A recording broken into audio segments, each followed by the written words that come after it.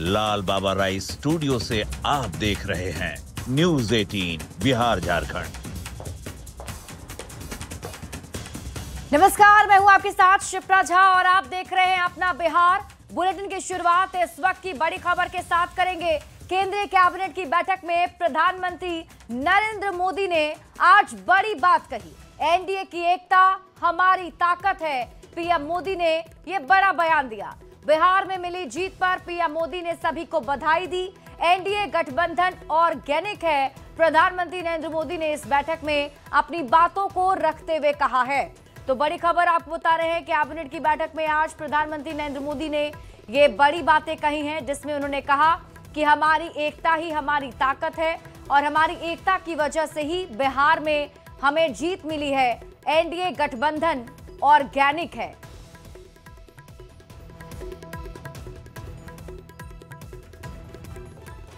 तो प्रधानमंत्री नरेंद्र मोदी की तरफ से बड़ा बयान दिया गया है। दरअसल देखिए, बिहार में जो प्रचंड जीत इस बार एनडीए गठबंधन को मिला, उसे लेकर पीएम मोदी ने कहा कि बिहार में जो जीत मिली है वो जीत हमारी एकता की जीत है।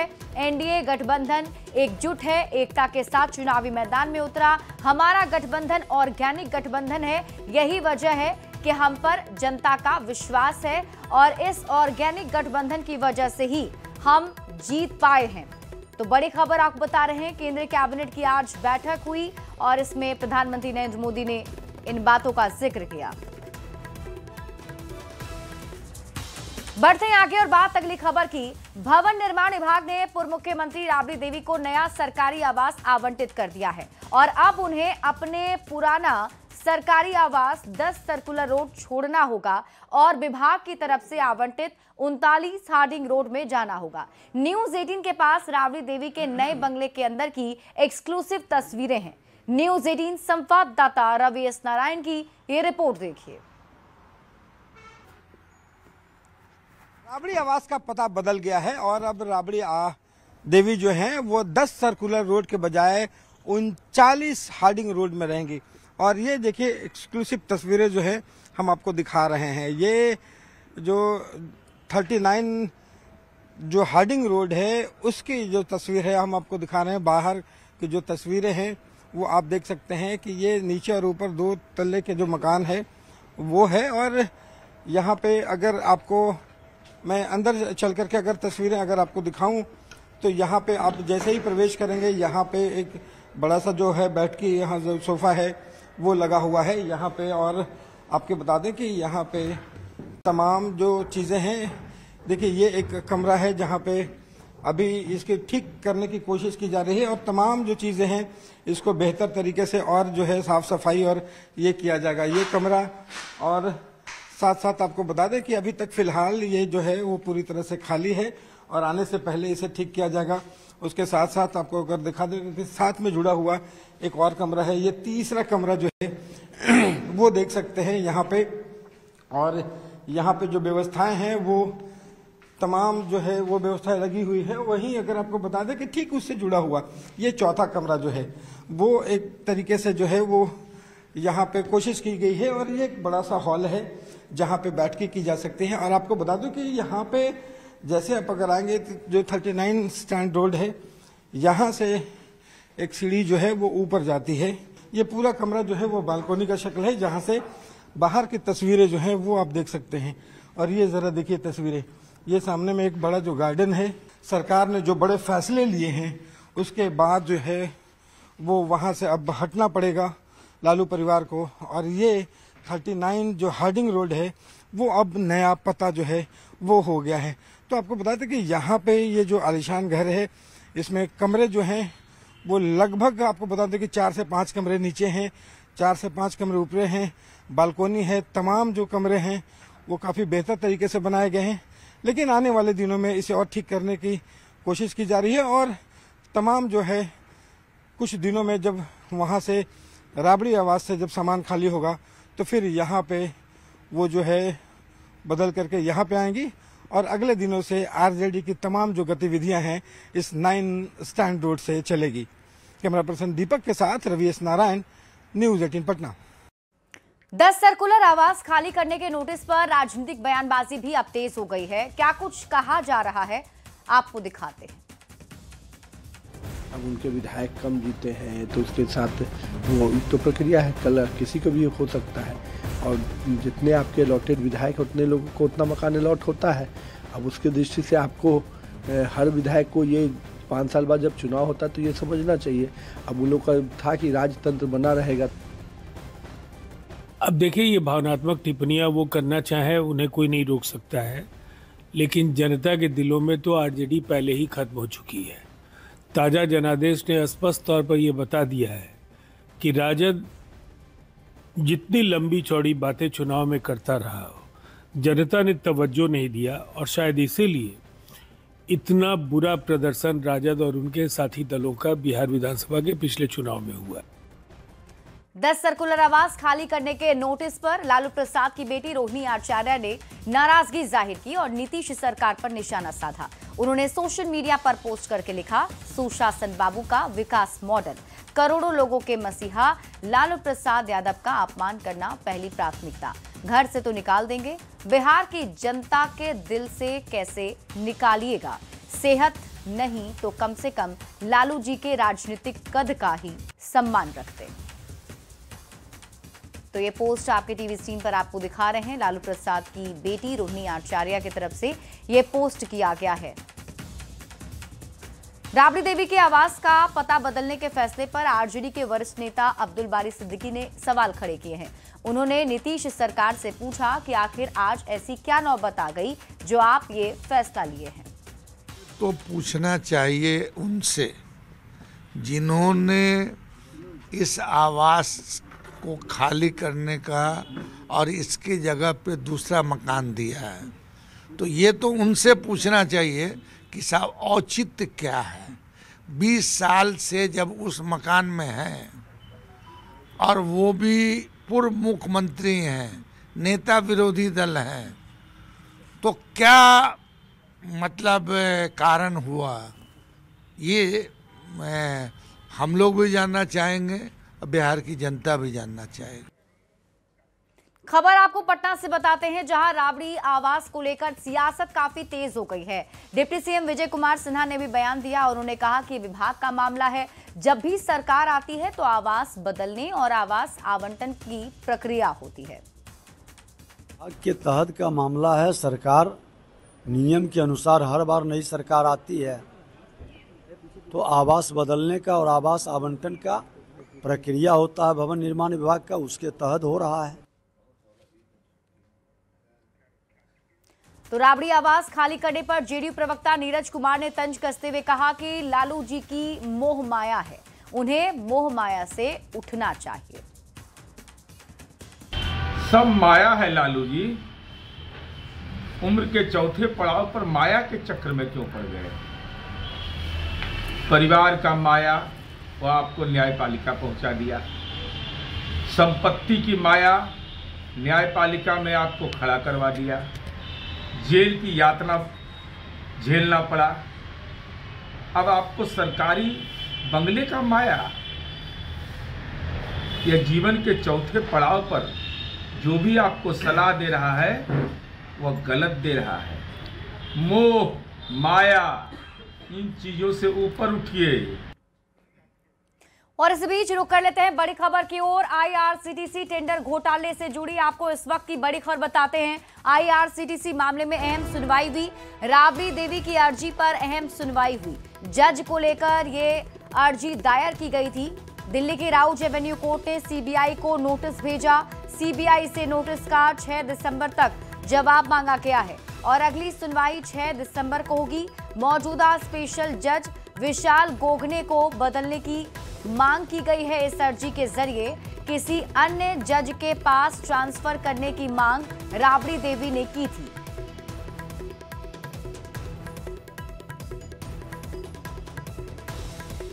बढ़ेंगे आगे। नीतीश कुमार निर्माणाधीन 6 लेन शेरपुर दिगवारा गंगा पुल का निरीक्षण करने पहुंचे और इस दौरान उन्होंने शेरपुर में स्थित निरीक्षण कर निर्माण काम के बारे में जानकारी भी ली। मुख्यमंत्री ने नदी पर चल रहे पुल निर्माण कार्य का भी स्थल पर जाकर जायजा लिया और इस दौरान मुख्यमंत्री ने अधिकारियों को निर्देश देते हुए कहा कि शेरपुर और दिगवारा के बीच बन रहे इस 6 लेन गंगा पुल का निर्माण कार्य तेजी से पूरा करें।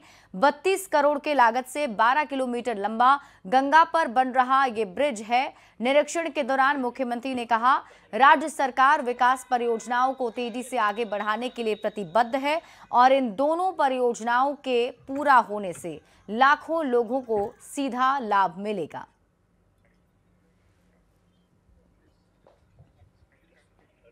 डिप्टी सीएम सम्राट चौधरी लगातार एक्शन में नजर आ रहे हैं। जब से गृह मंत्री बने हैं तब से अपराधियों पर कहीं ना कहीं कार्रवाई तेज कर दी गई है और अब सम्राट चौधरी ने एक बड़ा बयान भी दे दिया है। उन्होंने कहा कि नीतीश कुमार के सुशासन को आगे बढ़ाना है। अपराध समाप्त नहीं हुआ है, लेकिन अपराध के खिलाफ कार्रवाई हो रही है।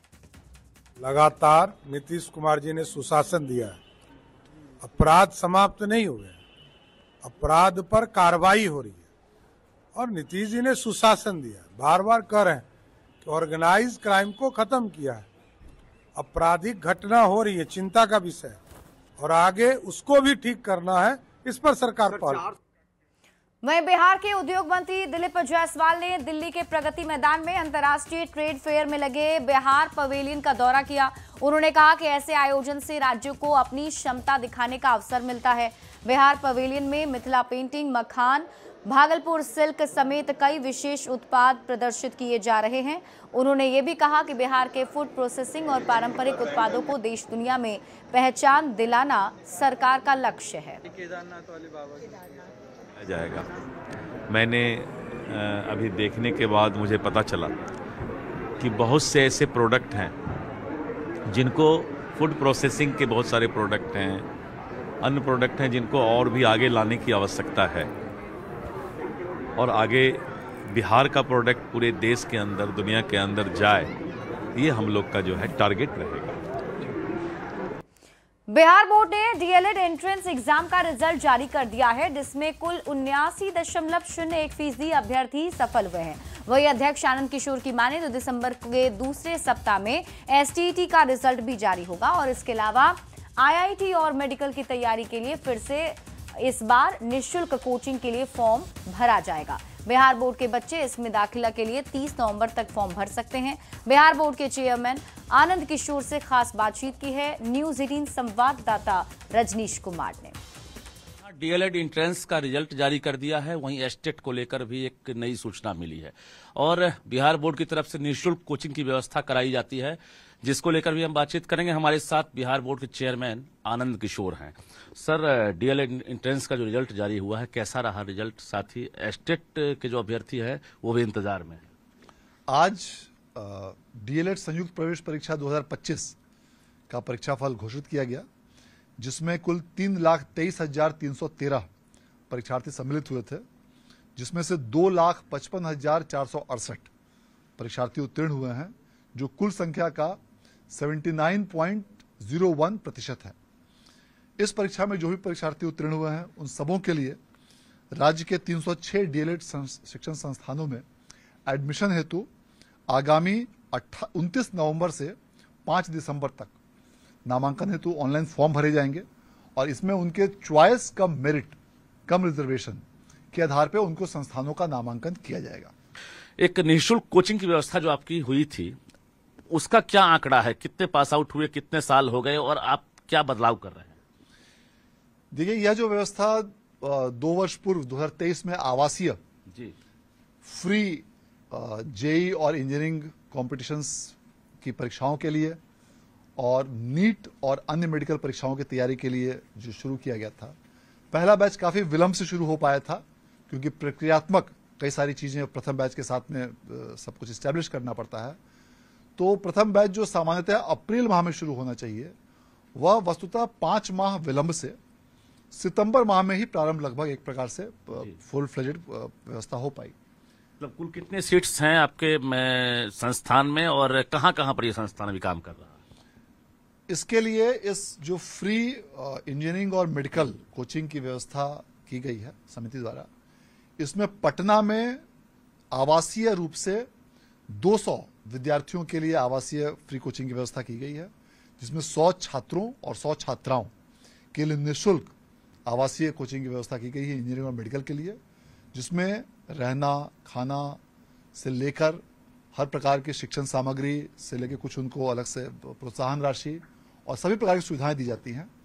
और राज्य के सभी 9 प्रमंडलों, पटना सहित जो 9 प्रमंडल हैं, उन सबों में गैर आवासीय भी निःशुल्क कोचिंग इंजीनियरिंग और मेडिकल की व्यवस्था की गई है। बिल्कुल, तो बहुत बहुत धन्यवाद। हमारे साथ बिहार बोर्ड के चेयरमैन आनंद किशोर थे, जो महत्वपूर्ण जानकारियां दे रहे थे और बिहारी बच्चों से अपील भी कर रहे थे, उनकी तारीफ भी कर रहे थे कि खासकर बिहार बोर्ड के बच्चे अत्यंत मेधावी होते हैं।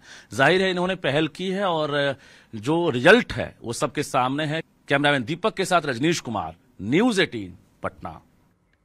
संघ और बीजेपी में एक बात कही जाती है कि दोनों ही जगहों पर संगठन के कार्यकर्ताओं का समान रूप से सम्मान किया जाता है और इसकी झलक हाल ही में देखने को भी मिली, जब केंद्रीय गृह मंत्री अमित शाह बीजेपी दफ्तर में बरसों से टाइपिस्ट का काम कर रहे रामधन की बेटी की शादी में शिरकत करने पहुंच गए और वर वधू को आशीर्वाद भी दिया।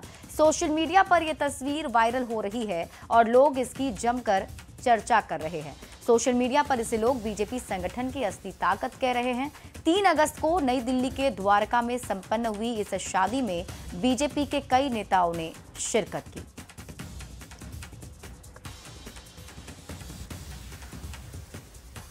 और अगली खबर आपको पटना से बताते हैं, जहां राष्ट्रीय दुग्ध दिवस पर राज्य स्तरीय सेमिनार का आयोजन किया गया। पशुपालन विभाग ने कार्यक्रम का आयोजन किया। उप मुख्यमंत्री सम्राट चौधरी और पशुपालन विभाग के मंत्री सुरेंद्र मेहता ने कार्यक्रम का उद्घाटन किया। उप मुख्यमंत्री सम्राट चौधरी ने कहा कि मुख्यमंत्री से आग्रह करूंगा कि डेयरी विभाग को अलग कर देना चाहिए, आगे इसमें और अधिक संभावना है। वहीं मंत्री सुरेंद्र मेहता ने कहा कि सरकार पशुपालकों के लिए विशेष ध्यान दे रही है। यदि कभी आदरणीय मुख्यमंत्री जी से आग्रह करूंगा कि डेयरी विभाग ही एक अलग कर देना चाहिए, इतना महत्वपूर्ण है पूरे जीवन के लिए। इसको पशुपालन से जोड़े हैं, लेकिन यदि जरूरत पड़े तो माननीय मुख्यमंत्री जी इस पर जरूर निर्णय ले कि अलग से इस डिपार्टमेंट को एम्पावर करना चाहिए। पशुपालन के क्षेत्र में हम पशुपालक किसान को उसकी आमदनी को बढ़ाने का काम करेंगे और उनसे संबंधित उनको हम सारी सुविधाएं मुहैया करने का काम करेंगे। हम जिस किसान को पशु गाय भैंस देते हैं उसमें सामान्य वर्ग के लोगों को 50% का उसको सब्सिडी है और अनुसूचित जाति के लोगों को 75%। और अगली खबर आपको नालंदा से बताते हैं, जहां शिवनंदन नगर में आज हाईकोर्ट के निर्देश पर जिला प्रशासन ने 8 अतिक्रमणकारियों पर जेसीबी मशीन चला दिया है। 8 अवैध मकानों को तोड़ा गया, जबकि करीब 114 गरीबों को पर्चा देकर उन्हें दूसरी जगह मकान शिफ्ट करने का निर्देश दिया गया है। वहीं पर्चा के लिए योग्य नहीं पाने वाले मकान मालिकों को घर खाली करने को कहा गया है। इधर घर टूटने से पीड़ित परिवार का रो रो कर बुरा हाल है। नालंदा जिले के रहोई प्रखंड के शिवनंदन नगर में, जहां आप देख सकते हैं ये वही शिवनंदन नगर है जहां आज जो है जेसीबी मशीन के माध्यम से अवैध अतिक्रमणकारियों के विरुद्ध जो है सख्त बरता गया है। खास करके यहाँ पर जो है अतिक्रमित जमीन जो मकान है उसे तोड़ने का काम किया जा रहा है। तो देख सकते हैं किस तरह से जो है शिवनंदन नगर गाँव में जो है करीब 8 मकान को जो है जेसीबी मशीन के माध्यम से जो है तोड़ा गया और इस तालाब जो बड़ा तालाब है उसे अतिक्रमण मुक्त कराने के लिए जो है हाईकोर्ट के निर्देश पर आज जो है जेसीबी मशीन जो है आज पूरे दल बल के साथ पहुंचा और यहाँ पर जो तोड़ने का काम किया जा रहा है। तो देख सकते हैं किस तरह से जो है पीड़िता है, इनका भी घर तोड़ा गया है और ये काफी परेशान है। तो जानेंगे इनसे क्या बात, ये बताइए कौन किनका घर था? हमारे घर को सर काहे ला तोड़ा लगे?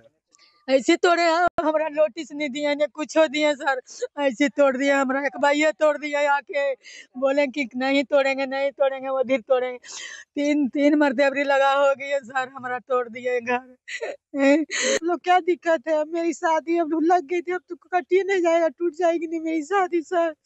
अब हम लोग कहाँ जाएंगे? आपका शादी होना वाला जी, और मकान भी टूटा, अब मकान भी टूट गया।